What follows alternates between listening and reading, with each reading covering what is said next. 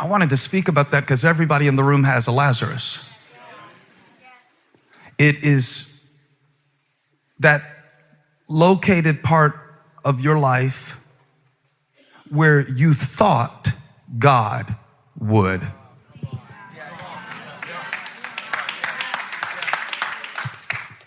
It could be a help that you expected emotionally. It could be a help that you expected relationally. It could be, what did his name mean? One whom God helps. And what did the sisters say when they sent for him? The one that you love. It is a direct contradiction of their expectation and an apparent contradiction of Christ's character.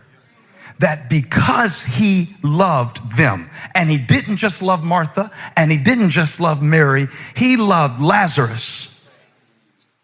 And I don't know if you've read the whole story before, but after he says Lazarus won't die, Lazarus dies. The Lazarus factor. It is that sometimes the exact opposite of what you thought God would do based on who you knew him to be happens in your life. And everybody has a Lazarus.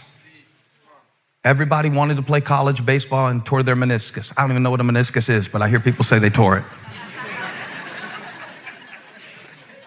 Everybody has an ideal of what they thought a relationship would be until you discovered there were some things about them that did not show up on the third date or the fourth date or the fifth date or the sixth date or the seventh date. You didn't see those crazy eyes, did you? Until y'all shared a blender. Oh, when you start sharing stuff in a house, you find out. Now, I'm using trivial things here because if we think about it in too epic of a fashion, you won't allow yourself to locate your Lazarus.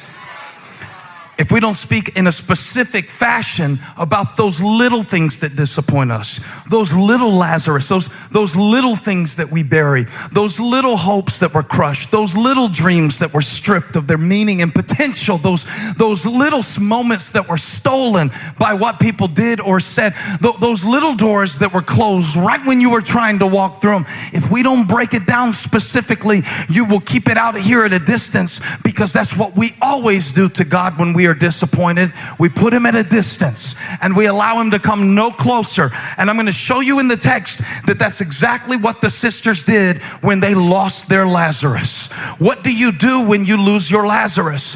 What do you do when God leaves you unread? What do you do when he listens to you pray but decides apparently to stay 2 days away until the messengers come and say, it's too late. Lazarus, the one you love, has been laid to rest.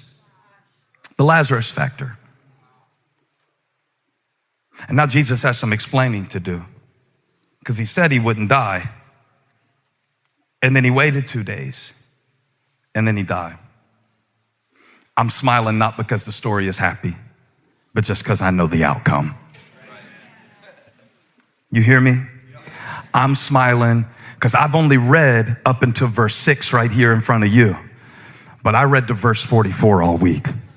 As a matter of fact, I'm smiling about something that I read in verse 2. I'm going to show you this real quick. It says in verse 2, this Mary, whose brother Lazarus now lay sick, was the same one who poured perfume on the Lord and wiped his feet with her hair. Can I tell you something? That doesn't happen until chapter 12. It's a flash forward. Y'all been watching This Is Us? It's a flash forward.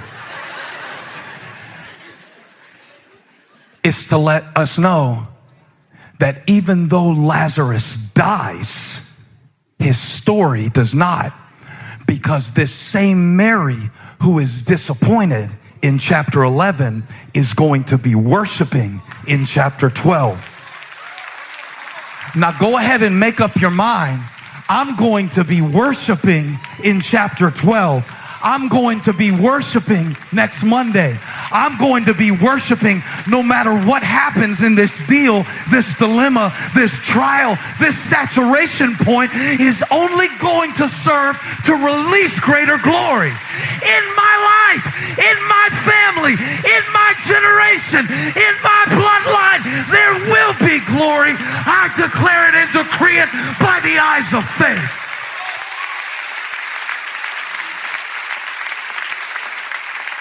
Now, y'all sit down and listen to this story as it unfolds. Because at the end of the story, Mary is worshiping for what Jesus did. But first, before she can worship, she has to wait. And wait. And wait. Is he coming? Is he coming? Anybody heard anything? Is he coming? Communication was very primitive in John chapter 11. So we don't know if he's coming until the messenger gets back. How else would we know? But here comes the messenger, and Lazarus is close to the end, and you want to know, where is he? He's not coming. What do you mean he's not coming? He came when I cooked, but he didn't come when I cried. We feel this way, but we can't talk about it. My job is to say what you think so you don't think you're going to hell for thinking it.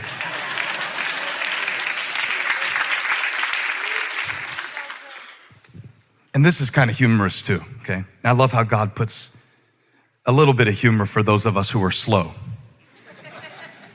When Jesus got there, he said in verse 7, let's go back to Judea, because Bethany, this village where Lazarus was in the process of dying, is 2 miles from Jerusalem, where there was a price on Jesus' head.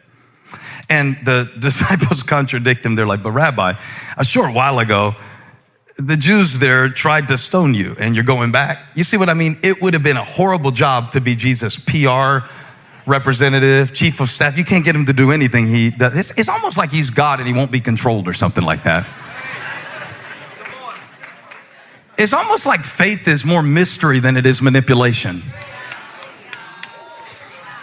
And Jesus answered, are there not 12 hours of daylight? Anyone who walks in the daytime will not stumble, for they see by this world's light. It is when a person walks at night that they stumble, for they have no light. That clears it up. Are we going to die or not? After he said this, he went on to tell them, our friend Lazarus has fallen asleep, but I am going there to wake him up. And his disciples replied, do your best, Forrest Gump voice, Lord, if he sleeps, he will get better. Jesus had been speaking of his death, but his disciples thought he meant natural sleep. Verse 14 is my verse. So he told them plainly, Lazarus is dead. Now there come some things in your life that you interpret at a surface level, and then God has to make it plain. He told them plainly. And not only he told them plainly, but he was about to reveal to them in a way that they would never forget an aspect of who he was that they had not yet seen. Of all of the 7 signs that John's gospel records, this is the most important. Minus Jesus' own resurrection, what is about to happen in Bethany, 2 miles from Jerusalem, tells us more about the character of Jesus Christ than all of the other signs combined. Because up until now, Jesus has been foreshadowing not only his death and resurrection, but his fulfillment of the law and the prophets. Now he's about to do something that he can only do, not if he is a good teacher, not if he is a rabbi, not if he is a human instructor, but what he is about to do, he can only do if he's God. And while I was preparing this message, God said to tell you what he's about to do in your life is something that he can only do, not if he's just a good teacher, not if he's just a historical figure, not if he's just a Santa Claus, but if he is God. And I mean a great big God. I mean the Word incarnate God. I mean the indestructible, incomprehensible, ever-living, ever-breathing God. I mean Yahweh, the great I am. I mean the healer, the provider. If he's that, he can do this. He said, I'm going to wake him up. They said, let him sleep. He's sick. And Jesus said, my God, you're bright. And the remedial lesson of faith happens in the action, not the explanation. Because verse 15 is kind of hard to understand. Because he said, for your sake, I am glad I was not there, so that you may. What did I tell you was the purpose of John's gospel? So that you may what? Feel amazing. So that you may get rich and famous. So that you may.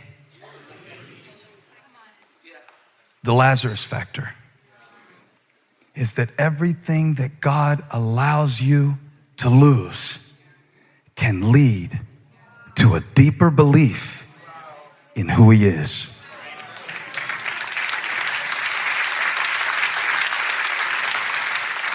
And I just want to know, did you ever lose something in your life only to know God better on the other side? And has there ever been a time where God used the thing that you would not have chosen to happen to change you in a way, and you would not give the change for anything, even though you did not choose the circumstances that caused it? I thought so. I thought when I was preparing, everybody has a Lazarus. Everybody has a disappointment. Everybody has a current expectation that we are processing. And Jesus shows up, not on time. I was going to say he's fashionably late, but he's actually functionally late. He's doing work. While they're waiting, he's working. They assume he's not there, but he is leaving a space that he intends to fill. He said, I'm glad I wasn't there, because sometimes my greatest lessons are taught in the spaces that you consider my absence. Sometimes your greatest faith is built in the absence of your feeling, and your greatest wisdom is built in the absence of your understanding. But let us go to him. Then Thomas, also known as Didymus, said to the rest of the disciples, let's go also, that we may die with him. Lots of faith with these 12 guys, right? These are the all-stars. These are the ones that he's going to entrust the gospel to go to the world. Great plan, Jesus. Well, on his arrival, I want to show you this in verse 17. Jesus found that Lazarus had already been in the tomb for 4 days. Now, Bethany was less than 2 miles from Jerusalem. I think I told you that already. And many Jews had come to Martha and Mary to comfort them in the loss of their brother, in the loss of Lazarus. And you will have people in times of loss that can support you to a certain level. But there is only so much that others can do. Quit being mad at people because they can't give you what only God has. And quit pushing people out of your life because they can't be everything to you. Only God can be everything to you. So they came to comfort, but they couldn't change the situation. So when they got there, I don't know who that was for, but I felt the Holy Spirit on that. And when Jesus got there, many Jews had come to comfort them. But when Martha heard, verse 20, that Jesus was coming, she went out to meet him. But Mary stayed home. We are seeing their personalities. Who you are is who you are. We are seeing Mary stay home because what am I going to do about it? We are seeing Martha meet Jesus at the gate of the village, because I'm not even sure if I want him to come back to my house. I'm not cooking nothing today. The kitchen is closed today. You can have some DoorDash today. I hope you got Uber Eats, Peter, because I'm not feeding none of y'all today. And she met him, watch this, sobbing at the gate, weeping at the gate, mad at the gate. As Lazarus' hope went down and he eventually was dead and his body decomposed, according to the Jewish superstition, within 3 days, the breath could come back to the body and the process could be reversed. But now that hope is gone because it's the 4th day. Jesus shows up after there is a hope that resurrection can happen by natural spiritual customs. So Martha comes to the gate. Find time for you to show up. Thanks a lot for nothing, Jesus. Thanks a lot for your teaching, Jesus. Thanks a lot for being my God, Jesus. Thanks a lot. I prayed to you about my marriage and now it's over. Thanks a lot, God. I did everything I knew to do. She's saying stuff like this. But then she said a word in verse 21 that shifts the attention from what she has just lost to the possibility that exists in this moment still. And I want to pray that the Lord would give us through his word this same shift. In verse 21 where she says, Lord, Kurios, Lord, Martha said to Jesus, if you had been here. So she ain't saying nothing real worshipful, right? She's actually very mature to know.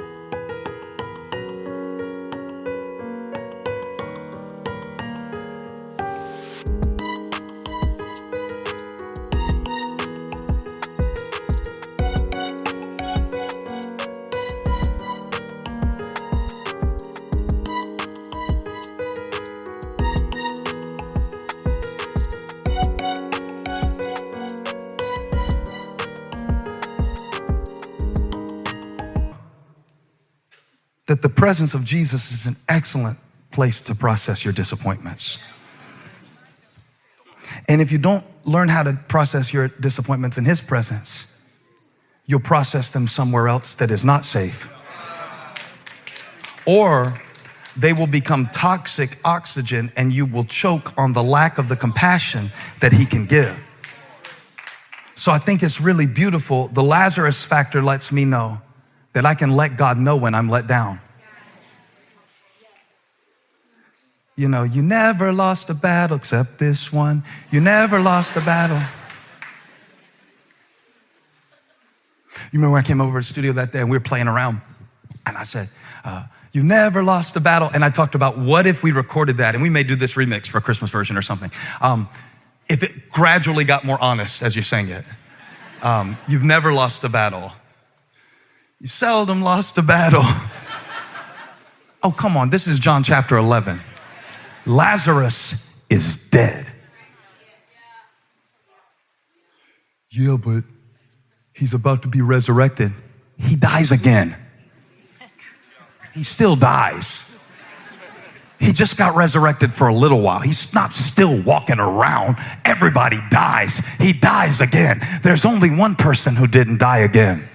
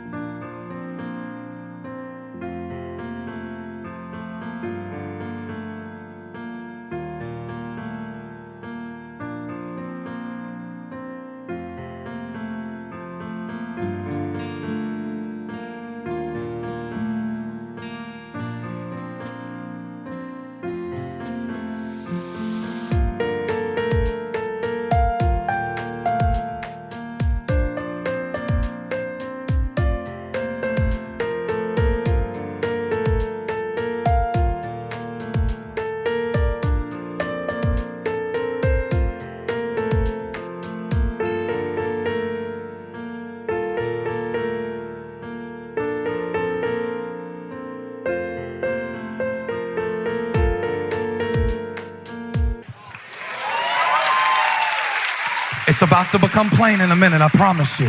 What God is doing in this season of your life is about to become plain, but only if you get honest. Only if you get honest. If you had been here, my brother would not have died. But I know that, say the next two words out loud. Even now. It would be one thing for you to stay in the past. It will be another thing for you to look to the future. But there is power in the now. There is power in the presence of God. There is power in an honest confession of faith that I don't understand this turn of events, but I know that even now, God will give you whatever you ask. I know that possibility stands before me. When? Now. I know that potential for healing is before me. When?